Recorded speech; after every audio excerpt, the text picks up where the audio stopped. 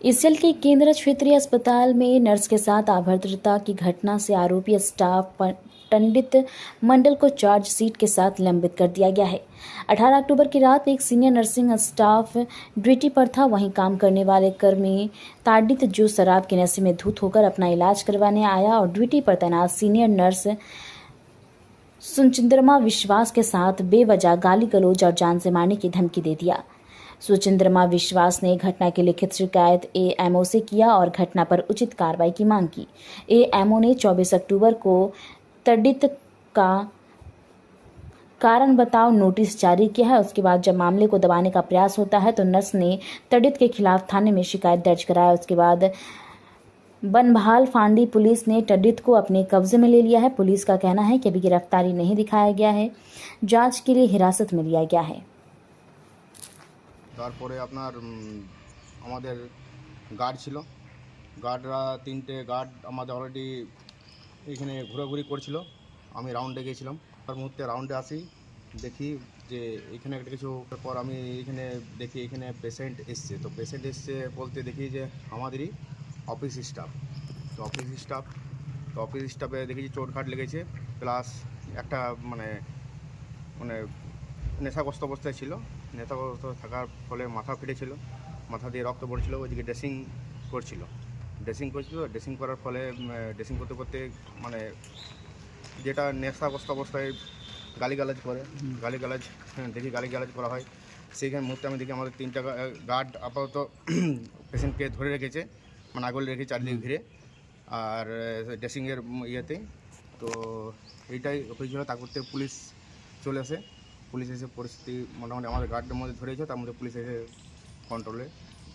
সেই দিন ওই ওই ওই ওই যে ভদ্র যে করেছে এই ধরনের ঘটনা, এই মহিলার সঙ্গে যে মহিলাকে মারধরের হুমকি দেয়, তুলে নিয়ে যাওয়াতে হুমকি দেয়, তো ওই ওই পরিপ্রেক্ষিতে পুলিশ কিছু করেনি? সেই রাতে নিয়ে যায়নি?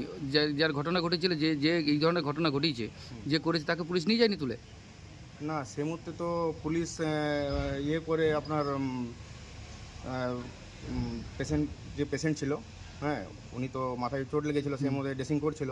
সে মধ্যে পুলিশ এসে ঘটনাটা পরিস্থিতি ইয়ে করে, আমরাও ছিলাম সঙ্গে পুলিশ। তারপরে মানে যে বলছি এই যে নার্স দিদি রয়েছে না, তার এসে দাদা বাড়ি নিয়ে যায়। বলছি এই যে নার্স দিদিকে যে তুলে নিয়ে যাওয়ার হুমকি দিয়েছে, তাহলে আপনারা সেই টাইমে কিছু বলেননি? না, আমরা যথেষ্ট সেই দিদিকে জিজ্ঞেস করবেন, আমরা সেই সময় আমরা অনেক চুপ করার চেষ্টা করেছি, কারণ উনি সেই অবস্থায় আমাদের একজন অফিস স্টাফ ছিল, প্লাস মদ্যপ অবস্থায় ছিল। এই জন্যে আমরা অফিসটা থাকার জন্যই আমরা আপাতত মানে কিছু বলতে পারিনি। প্লাস চোটঘাট লেগে আছে, সেই মুহূর্তে আমরা কিছু করার মতো আমাদের অবস্থা ছিল না, কারণ মাথায় অলরেডি ব্লাড বেরোচ্ছিল। তো ব্লাড বেরোনোর কারণে ড্রেসিং করছিল।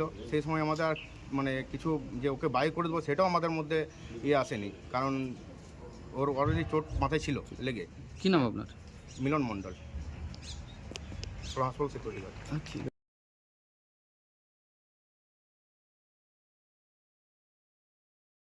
তারিখ রাতের বেলায় যখন আমি 10:45, আমি আমার নাইট শিফটে অ্যাজ ইউজুয়াল প্রতিদিনের মতো রাত 10টায় ডিউটিতে আসি।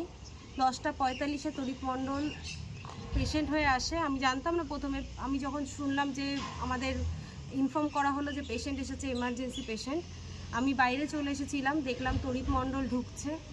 তরিক মণ্ডল ঢোকার পরে উনি আমাদের সাথেই কাজ করেন, আমাদের কলিগ। আজ 11 বছর আমি যবে থেকে এখানে সার্ভিসে করছি, উনি আমাদের সাথেই কাজ করেন। তো উনি ঢোকার সময় গালিগালাজ করছিল, প্রচণ্ড মদ্যপ অবস্থায় ছিল, উনি নেশাতে ছিলেন, চোখের পাশ থেকে রক্ত পড়ছিল। উনি যখন ভেতরে ঢুকলো তখন নর্মাল সবাইকেই গালিগালাজ করছিল। তো ওনার যেহেতু আমাদের স্টাফ, আমরা প্রথমে সেরকমভাবে কিছু বলিনি ওনাকে। আমরা বলছিলাম আপনি একটু চুপ করুন, আপনার ব্লিডিং হচ্ছে প্রচণ্ড, আপনার ব্লিডিংটা বন্ধ করতে দিন। আমাদের ড্রেসার তখন যে নাইট শিফটে ছিল সে অ্যাক্টিভ হয়ে তখন ওনার ড্রেসিং করতে শুরু করে দেয়। উনি প্রচণ্ড তখনও চিৎকার চেঁচামেচি করছিল। হুট করে উনি আমার দিকে চোখ পড়ার পরে উনি আমাকে মানে যা তাভাবে গালিগালাজ শুরু করে, মানে তোর বাপকে ডাক, ঠিক আছে। তারপরে আমাকে বলে আমাকে কিডন্যাপ করে নিয়ে যাবে, মাঝে তো আমাকে মারতে পর্যন্ত চলে আসে। তারপরে আমার বাবা মাকে আমাকে তুলে অকথ্য ভাষায় গালিগালাজ দেয়, সেগুলো মুখে নেওয়ার মতো মানে ভাষা আমার নেই ওই দিনের। মানে তারপর আমি মানে সেই সময় মাঝামাঝি আমি থানাতে জানিয়েও ছিলাম, থানা থেকে পুলিশ আসে এবং ঘটনাটা সামলায়। তারপরে আমি সেই রাতে ডক্টর নন্দিনী রায়চৌধুরী আমাদের যে এমও ম্যাডাম আছেন ওনাকেও ইনফর্ম করি এই ঘটনাটা ঘটেছে। তো পরের দিন রবিবার ছিল, তো ম্যাডামের সাথে সেদিনকে দেখা হয়নি যেহেতু অফিস বন্ধ। সোমবার দিন আমি অ্যাপ্লিকেশান নিয়ে যাই, ম্যাডাম বললো যে এটা এরিয়া থেকে হবে। তো তখন আমি এরিয়াতে গেলাম। আমি থানাতে চাইছিলাম যে ডিপার্টমেন্টাল যদি অ্যাকশান নেওয়া হয় তাহলে ভালো হবে, কারণ আফটার অল ও তো গভর্নমেন্ট স্টাফ।